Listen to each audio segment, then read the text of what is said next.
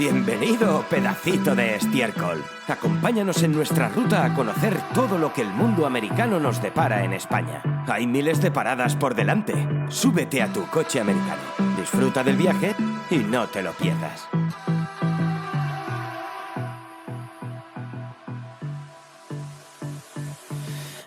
Venga, Johanderson, vamos a empezar por unas preguntas rápidas. Vale, ¿Estás listo? a ello. Venga. Estamos con Yo Anderson de SA, Dream Factory Motorsport. hamburguesa o pizza. Cogemos la pizza y la metemos dentro de la hamburguesa.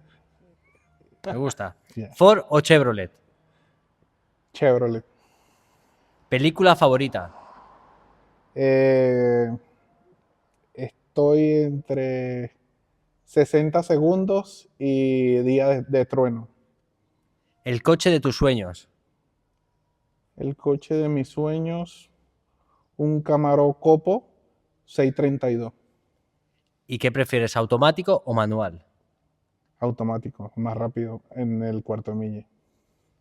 El Camaro, este Copo, hay muy poquitos, ¿no? De estos. Sí, es una edición especial que saca Chevrolet, que ya viene con preparación para aceleración. ¿Y cuántos hay? ¿Lo sabes? ¿Las unidades que sacaron? No lo sé, pero sí que hay Son poco. poquitas. Sí. O si alguien sabe cuántas unidades sacaron, que lo comenten. Vale, vamos a hablar ahora de tu primera vez con el tema de los coches americanos, ¿eh? Bueno, ya estaba pensando otra cosa y yo. Vale. Mi primera vez con los coches americanos. Espera, Ah. ¿cuándo fue la primera vez que viste un coche americano? De verdad, no lo recuerdo. No lo recuerdo porque yo soy venezolano. ¿Mm?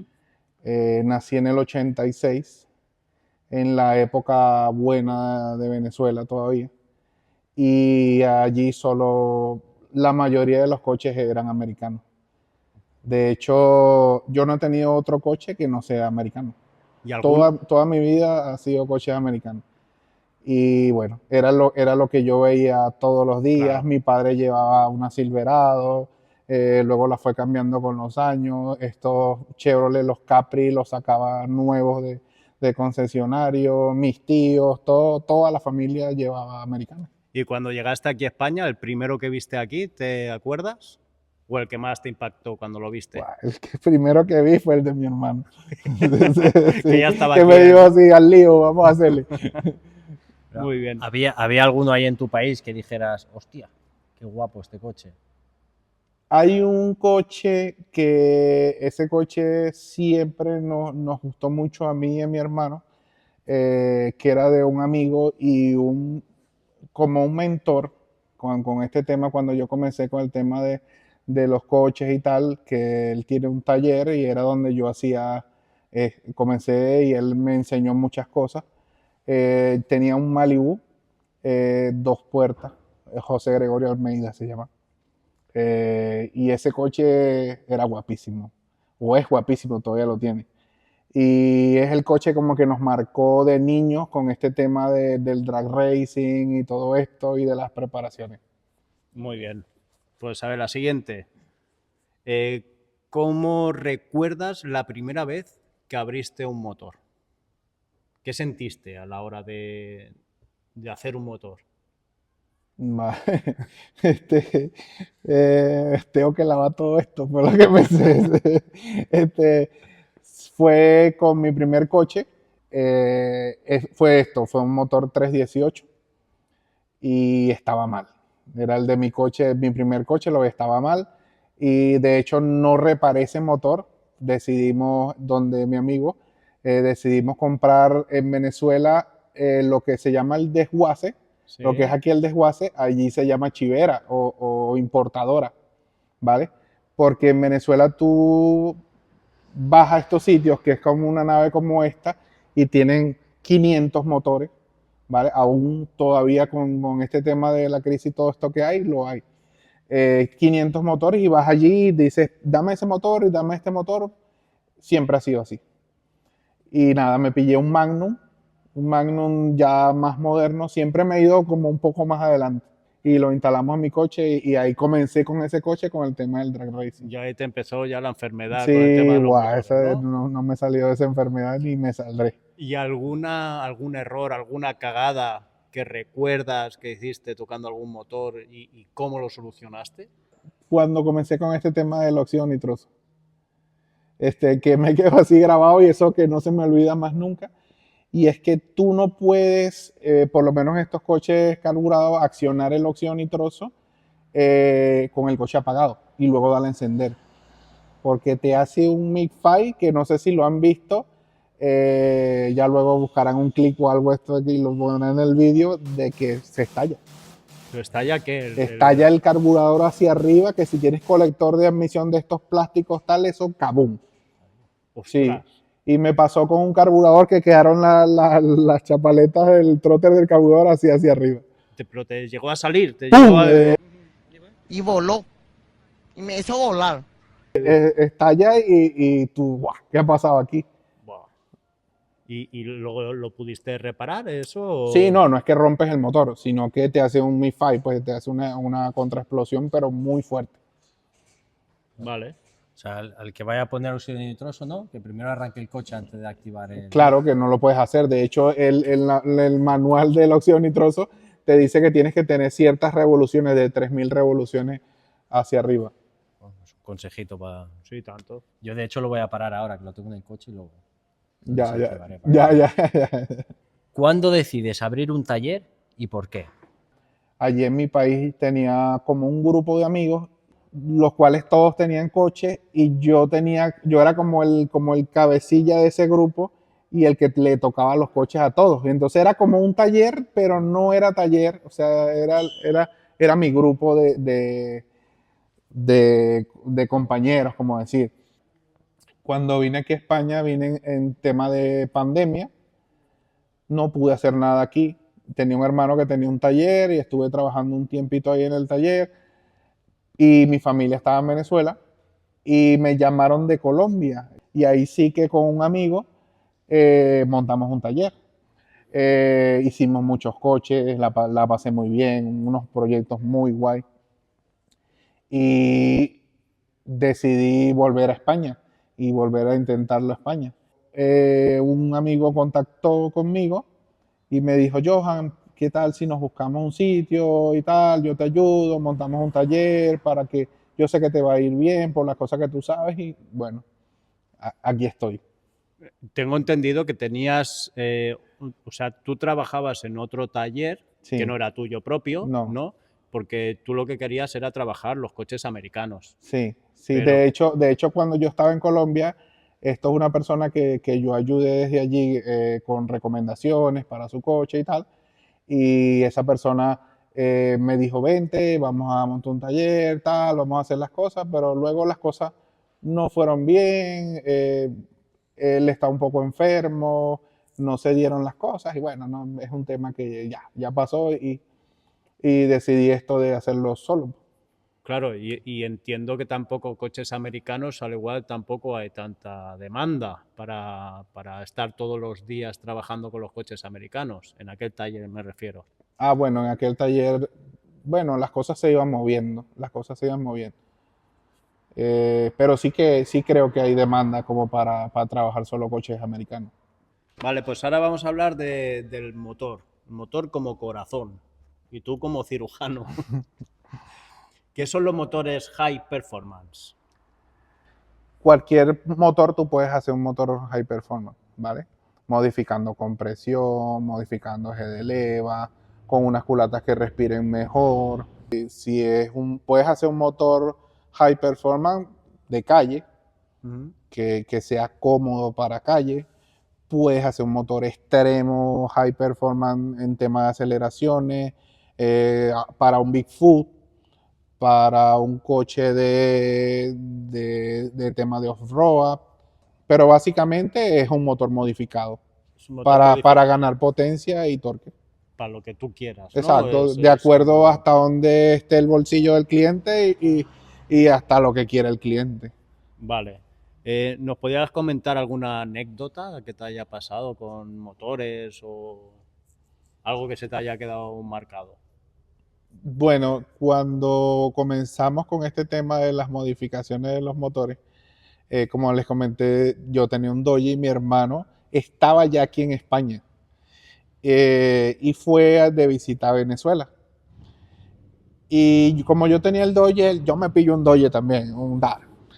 Cogimos un 318, ¿vale? Y nosotros inventando, hicimos un stroker, montamos un cigüeñal 360 que tiene más carrera y tal. A la final queda como un 340. Y los pistones sí que subes más y cortas la cabeza del pistón a que te quede al ras del bloque y le sube la compresión un montón. Claro que para esto tienes que tener una junta mejor, que te aguante esa compresión. Tienes que montarlo en una máquina de balanceo, lo que es el cigüeñal, pesar pistón, biela, todo esto y hacer lo que es un equilibrado, un balanceo del motor con el cigüeñal y todo. Nosotros no hicimos eso, éramos chavales, eso no hicimos. Guau, eso encendíamos el motor y dábamos una vueltita y se iba a la junta de la culata. Se las volaba, las abría la junta de la culata y eso, como no lo habíamos balanceado, vibraba un montón, ibas por la autopista y se iba y era la locura. Entonces es algo que nos quedó como a los dos. Yo siempre hablo con mi hermano porque ha sido como mi compañero del tema de esto del high performance. Ahora ya sabría solucionarlo esto, ¿no? No te pasaría No, más. no, ya Esto que ya es... son experiencias que desde los 16 hasta ahora es mucha la experiencia de motores que he ido armando. ¿Y el motor más gordo que has trabajado? El motor más gordo en cuanto a caballo o en cuanto a tamaño De los dos, de caballos. de caballo. De caballos ha sido el motor de mi coche de competición ahí en Venezuela. Se llamaba Malibus. Yo estaba patrocinado. Nosotros habíamos formado una tienda, yo hice una tienda junto con ellos de V8. Algo así como lo que quiero hacer aquí en el taller, una tienda guapa, que si quieres que tu coche suene un poco más guapo, ibas y comprabas un muffler, comprabas esto. Y como yo sabía de los V8, yo era el que atendía la tienda y les daba asesoría por lo menos a los clientes. Algo muy guapo que me gustaría implementar aquí. Que por lo menos llega un cliente y hay mucha gente del tema de los americanos que le gusta a ellos hacerse su mecánica, ¿sabes? Y decirle, monta este eleva con estos muelles, con esto, tienes que hacer esto y esto para que te vaya bien. Y prestaba ese servicio, ¿vale? Luego ellos me dijeron para patrocinarme y yo tenía un Malibu en ese momento, un Malibu del 82. Ya yo estaba con el tema de los LS, era digamos que uno de los primeros en Venezuela con el tema de los LS, pero sí creo que fui el primero en Venezuela con LS Twin Turbo.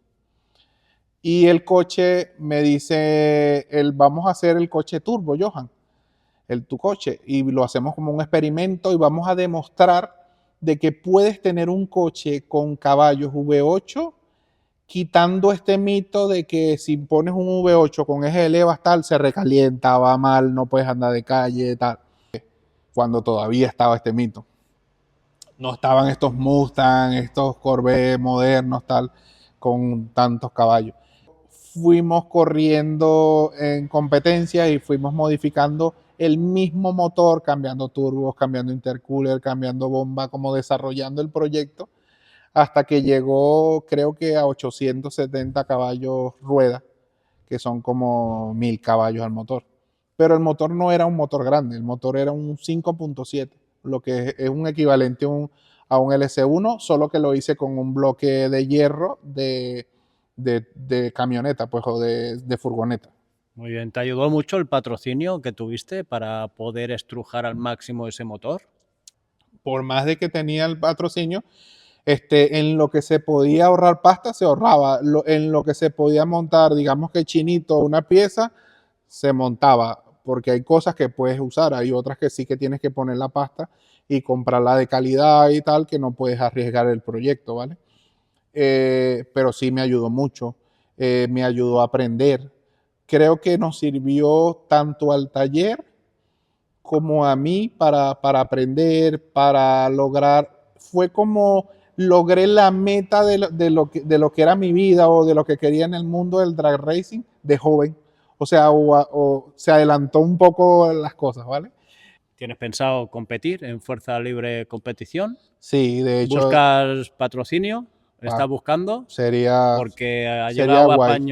a España Johanderson y va a dar fuerte en cuarto de milla. Sí, O sí. sea que si hay algún patrocinador que está dispuesto, Vale. aquí tenemos a un Con, crack. con lo que sea. No hace falta que sea una gran inversión, lo que se pueda, si tienen un taller, si tienen una marca, si quieren que su nombre aparezca en el coche, con lo que sea será bienvenido. ¿Tú qué disfrutas más, conduciendo un coche de estos o toqueteándolo? Está difícil esa pregunta. Mira, sí me gusta. Está difícil.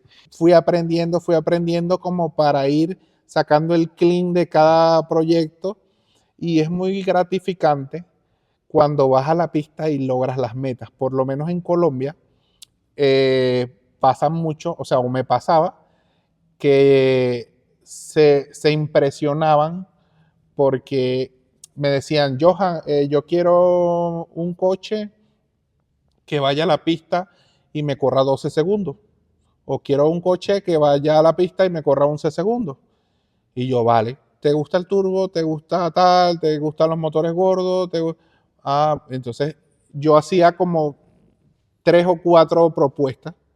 Podemos hacer esto y podemos hacer esto. Y era muy difícil o ellos nunca lo habían visto de que fueras a la pista y en la primera o segunda pasada ya hacía el tiempo, ¿entiendes? Entonces, es parte de las dos cosas. Me gustaba mucho hacer el proyecto y cuando iba a pista yo entregaba el proyecto probándolo yo, corriéndolo yo y haciendo el tiempo. Y entonces eran 2, 3 pasadas y toma su llave y ya está el proyecto listo, ¿vale? Entonces el cliente quedaba súper contento, la pasábamos muy bien y algunos me decían, usted se queda de piloto del coche. O sea, más corría yo con el coche de los clientes que te quedas tú que ya conoces el coche y nada, manejas mi coche. ¿Qué prefieres? ¿Realizar un trabajo relativamente fácil y que te paguen muy bien? ¿O reparar el motor imposible y echarle horas a mansalva, pero acabar diciendo lo he arreglado? Bueno, yo creo que a todos nos gustaría que nos paguen bien, ¿no? Obviamente. Y lo de tomar retos, o sea, que me imagino que por ahí va la pregunta, lo de tomar retos, cada coche para mí es un reto. Cada, cada coche que hago es un reto porque es que ninguna mecánica o ninguna preparación que he hecho es la misma. Son coches que son proyectos distintos. No es por lo menos digamos, un Corvette así como este, como un C3 o esto, a la final es un 350 Chevy, ¿sabes? Y es el mismo 350 Chevy que podría ser el que lleva una Silverado, el que lleva tal, solo que el coche es más liviano, las culatas respiran de una manera u otra, tal, pero es un 350 Chevy.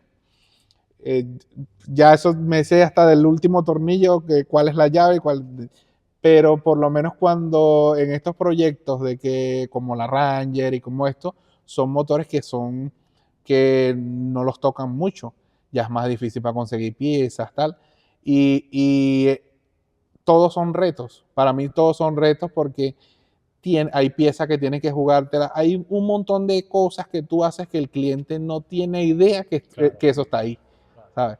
Y tienes que calcular todo, muelles de válvula, muchas Hay cosas. que tocar mucho, ¿no? Sí, sí, y cada motor es un reto.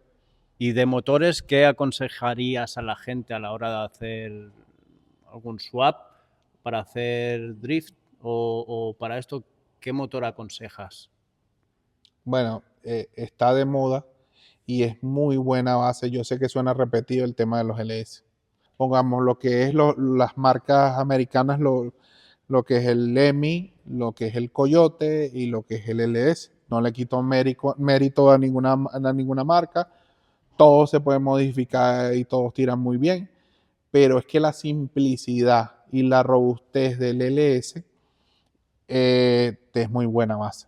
Y si le quieres meter más caña, los haces turbo o haces un stroker buscando ya más torque y tal que sea a motor atmosférico, y lo puedes hacer también, ¿entiendes? Entonces es una base económica que por ser un motor de que lo modifican mucho, hay un montón de piezas, ¿entiendes? Y va muy bien. Yo diría que ese es el motor. Entonces, ¿sería fácil ver en una competición de drift a coches europeos, BMWs, japoneses con un motor americano? Sí, sí que lo hacen, sí que lo hacen. De hecho, ya venden los colectores, venden los soportes de motor, ya venden las carcasas de la plancha adaptadora para montar las cajas BMW con los LS. O sea, es por eso, porque ya es lo que les hablaba de las piezas. Al final los japoneses y los europeos van a morir a motor americano, ¿no? Parece. Y tú me quieres Bueno, poner a pelear con la gente. no, Entonces. pero es una cosa que es cierta, ¿no? Realmente utilizan el motor LS porque para hacer drift es... Sí que bueno, hay otros es- motores, está el famoso 2JZ, están los Serie K, sí que hay otros motores, pero es lo que te digo, es un motor muy robusto, es un motor que relativamente barato, ¿sabes? Que para sacarle potencia. Para ti, ¿el buen mecánico qué es? ¿El que escucha un ruido y detecta una avería? ¿O el que tiene que conectar el ordenador para detectar dónde está el fallo? Yo no quiero quitarle mérito a nadie. Eh, sí que hay mecánicos que no tienen idea ahora hoy en día de escuchar un motor, de ver cómo va, de qué hace, de analizar lo que hace cuando tienes una falla. Pero todo va como por el mismo tema del sistema, ¿sabes? Las cosas se han ido como perdiendo. Y va básicamente de ahí. Ya los coches, y claro, ya tienen un montón de sensores, ya tienen un montón de cosas. Claro que no todo te lo dice el ordenador o no todo te lo dice el escáner. Él te dice que va por ahí el camino, ¿sabes? Pero sí que tienes que tener algo de conocimiento para analizar y decir es esto y es esto y es esto. Claro, porque lo que puede pasar es que te esté fallando, te diga el ordenador, te está fallando esta pieza, tú cojas, la Claro, cambies, pero realmente el problema viene de otra cosa que está haciendo que falle eso. claro. Porque antes, por ejemplo, cuando estábamos aquí en el banco de potencia, que tú ya por el ruido ya decías, vale, le falta gasolina, Sí. ¿no? Que Pero esto, eso ya es parte de experiencia de los años, sí que escuchas los motores. Yo por lo menos ya escucho los motores, ya yo por lo menos voy a encender un coche por primera vez y ya sé si está adelantado o está atrasado, si va mal, es algo que no sé cómo explicártelo, ¿sabes? Ya tú sabes si el motor, si lo escuchas el motor el motor está atrasado, si lo escuchas finito, si ya sabes si un cilindro está trabajando con acelerarlo, sientes el pop-up de que un cilindro está fallando. Depende si está en el escape o por lo menos cuando te hace mi fallo contra explosiones, si te hace por el escape o tal, puede ser una válvula escape o una válvula de admisión, ¿entiendes? Tema de experiencia ya. Bueno, a mí una pregunta que me viene clara es ¿qué tiene más nivel? ¿Un mecánico de antaño con los coches clásicos o un mecánico de ahora? Porque ahora te dice una maquinita muchas cosas, pero antaño no tenía ni sensores ni tenía nada. Ya. Y era más fácil toquetear, meterse ahí dentro del motor. Sí, era un tema más mecánico. Ahora es un tema más electrónico. El complemento o la perfección sería uno que de estos que sabe tocar coches como estos y que también se la lleve bien con la electrónica y que también no se cierre en este tema de que yo soy vieja escuela y no y tal, ¿entiendes? Sino que se busque instruir cada día. A mí me gustaría mucho hacer cursos y tal para, para crecer como en cuanto al tema de la electrónica. Sí que tengo algunos conocimientos por los proyectos, he hecho carro de inyección, muevo las computadoras, todo esto.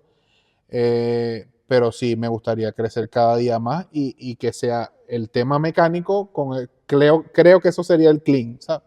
Claro, a mí la sensación que me da es que los mecánicos de antaño lo estamos perdiendo. Sí, Ya te hablo como usuario, no como especialista. ya, Es una sensación que tengo, de va. que no saben, lo veo más cambiapiezas que no saber dónde encontrar el fallo. Sí. Es una... Pero es es que, mío esto, ¿eh? pero es que por lo menos aquí en España el mismo sistema te va llevando como a eso, ¿sabes? Claro, ahí en Venezuela entiendo que había mucha cultura, ¿no?, de coche americano. Tu llegada aquí a España, tú, por ejemplo, ¿cómo lo has visto aquí? Este tema de los coches americanos, si se lleva la misma cultura o... Bueno, lo de Venezuela es porque estaba Chrysler, estaba Ford, estaba todo, ensamblaban los coches allí. Era como estar en los Estados Unidos. Era lo mismo. Y aquí que me preguntas que cómo veo el movimiento del tema americano, lo veo creciendo cada vez más. De verdad lo veo creciendo cada vez más. Veo que cada vez traen más coches americanos, que los grupos crecen más. Me gusta un montón el tema de la camaradería entre la gente de los coches americanos. Los veo amigos, los veo tal. Sí que hay sus excepciones, pero no pasa nada, como en todos lados.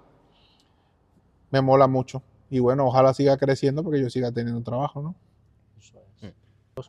Tú como mecánico, ¿ves que es difícil conseguir repuestos de coches americanos o está bastante... Yo creo que no hay un coche que tenga más repuesto que los coches americanos. Pero a la hora de traértelos aquí a España... Sí, si haces las cosas bien, si pagas tus impuestos, si Aranceles. sí, exacto. Si estás al día con las empresas serias que de traer no hay problema de nada. El sector de las carreras, ¿vale? Tú has dicho que competías. ¿Nos puedes explicar, por favor, en qué consiste una carrera de un cuarto? Del cuarto de milla, ¿vale? Son 402 metros, ¿vale? Arrancas de parado. Es el que llegue primero, bueno, depende de la categoría tal, se puede hacer por tiempo o bracket. Hay otras que son, lo llamábamos nosotros allí muerte súbita, que es a fondo, el que pasa adelante, ¿vale?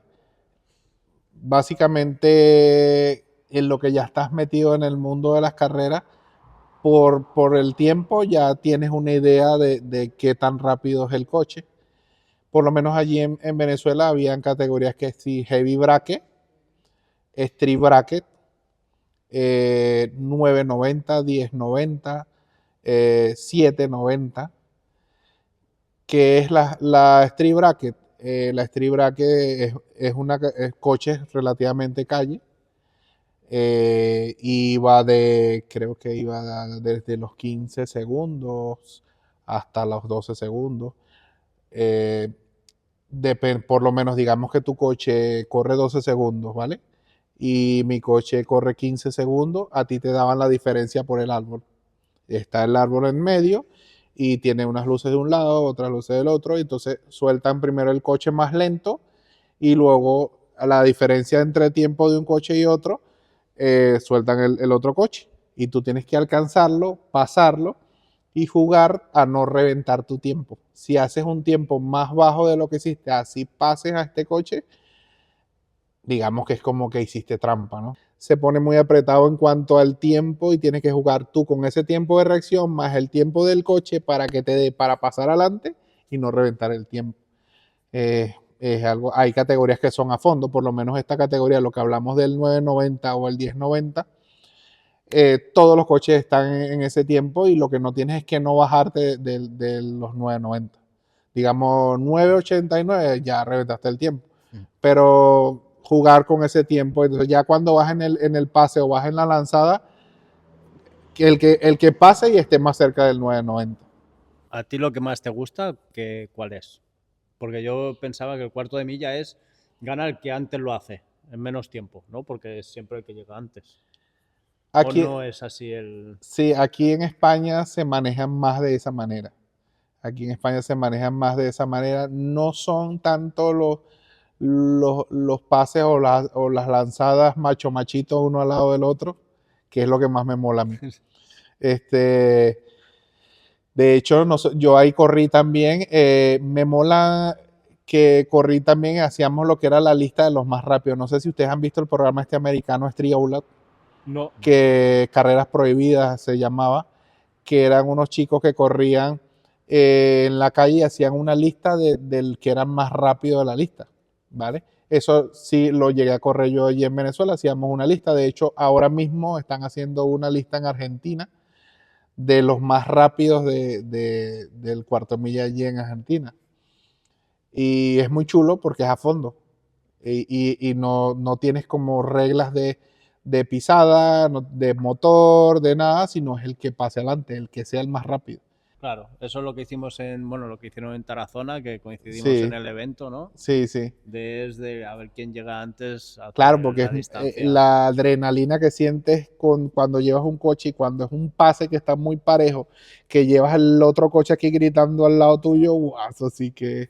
Pero luego me comentaste algo que es muy importante los neumáticos para que se pegue bien en el suelo y pueda traccionar bien para salir bien. Sí, es clave. Por eso es que lo ponen en las categorías como un punto a favor o tal, o limitaciones.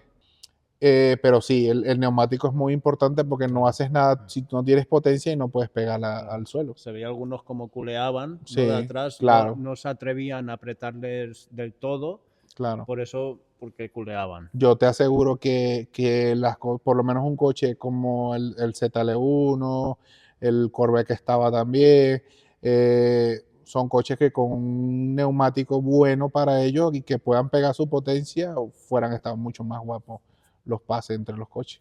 No lo disfrutan, ¿no? Al final, con un neumático Claro, malo. no se vuelve, de verdad que cuando pasas de 400 caballos y no tienes tracción, no se vuelve divertido, no sientes aquel empuje del coche. Hostia, curioso.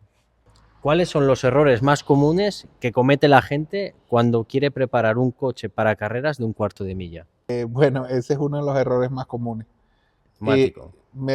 Invertir en motor, invertir en mecánica, invertir en esto y no tener una buena pisada, no tener una buena suspensión, no tener un buen neumático. Otro factor importante, si llevas un coche automático, que tengas un buen convertidor o un convertidor acorde a la preparación que lleva el coche. Porque cuando tú montas un eje de leva, cuando montas un colector de admisión, los motores tienen que ir compaginados una cosa con otra, si no, no tira. A ti te puede ganar un coche que tiene mucho menos preparación que tú, si todo va acorde el convertidor, la relación del diferencial, los neumáticos, con mucho menos mecánica. ¿Y esto es caro? ¿Qué te puedes llegar a gastar en una preparación, contando motor, suspensión, neumáticos, etcétera, para tener un coche bien preparado? Yo creo que no hay límite. Yo creo que no hay límite, siempre quieres hacer cosas. Primero que es eso, que siempre quieres hacer cosillas. Claro que sí, hay personas que tienen como un stop, que ellos dicen, no, yo quiero que mi coche vaya bien y corre tal categoría y ya está. Pero todo va a depender de eso, de que hasta dónde quieres llegar, cuántos caballos quieres lograr. Por lo menos a mí me llega un cliente y yo le digo, ¿qué quieres hacer? ¿Quieres que el coche vaya bien de calle? ¿Quieres que tal? ¿Te molesta que se escuche el tracata de la leva? No te gusta el ruido, te molestaría lo del convertidor. Claro que ya cuando vas para una preparación de drag, ya hay cosas que ya no le van a molestar a ese cliente como tal. Pero sí, todo va de acuerdo a lo que cada quien quiera. Claro, esto por lo que veo y eres, lo que tienes es preparador para carreras, pero además tienes clientes de preparador para calle, ¿no? O sea, Claro, para porque diarios. Es es como que una preparación a demanda, ¿no? De quiero esto, esto y esto, por lo que estás diciendo. sí. Es muy específico cada cliente una cosa. Por eso te decía que cada proyecto es una historia distinta. Exactamente. O sea, no es lo mismo, cada proyecto es una historia distinta y tú puedes tener, por digamos aquí, puedes tener un coche que sea un coche viejo, que sea un coche que ya lleva V8, pero cuando fabricaron ese coche había problemas que sí de lo del petróleo, que no sé qué. Pongamos como ejemplo un Transan de estos que venían motor 3305, un Camaro de estos que venía motor 305, ¿entiendes? Tú puedes quitar ese bloque motor y montar un 350, o puedes el mismo 305 montar un ejército de leva, mejorar un poco las culatas, un poco más el radio de compresión y va a tirar un montón más y sigues teniendo tu motor de origen y sigue siendo tu coche de diario y lo vas a disfrutar más. Me atrevería a decir que vas a gastar menos combustible porque llega un punto donde el motor si va muy flaco, lo que estás es tirando gasolina ahí y el motor no tira ni... Entonces tienes que pisarle más para que el coche vaya normal. Si tienes un motorcito que va gordo y que va bien, con tocarlo un poco ya el coche tira bien. ¿Qué papel juega el banco de potencia en la preparación de un coche de drag? Bueno, sí que he hecho coche y sí que tal, he ido sin el banco de potencia a probarlo en pista. Yo recomiendo lo del banco de potencia, sí lo recomiendo porque ya llevas una base y, y puedes mejorar cosas tal y vas como asegurado que vas a hacer un buen papel en la pista si nada se rompe, ¿entiendes? Porque eso también puede pasar, de que se rompe un eje, de que tal, ¿sabes? Siempre irte un poco más allá de la potencia que tiene el coche para que vaya safe. Sí es bueno el tema de lo del banco de potencia, que me desvié un poco. Sí que es bueno porque ya vas con el coche clean de por lo menos de afinación, ¿entiendes? Porque no solamente son los caballos, ese es otro tema, que no es solamente los caballos, tienes que ir luego ahí a la pista y probar suspensión, el terreno donde estás corriendo es muy importante, por lo menos aquí no son unas pistas que tienen preparación como tal, el pegamento que echan en la pista, nada de esto, sino que corres básicamente como si fuera en la calle, pero en un ambiente controlado.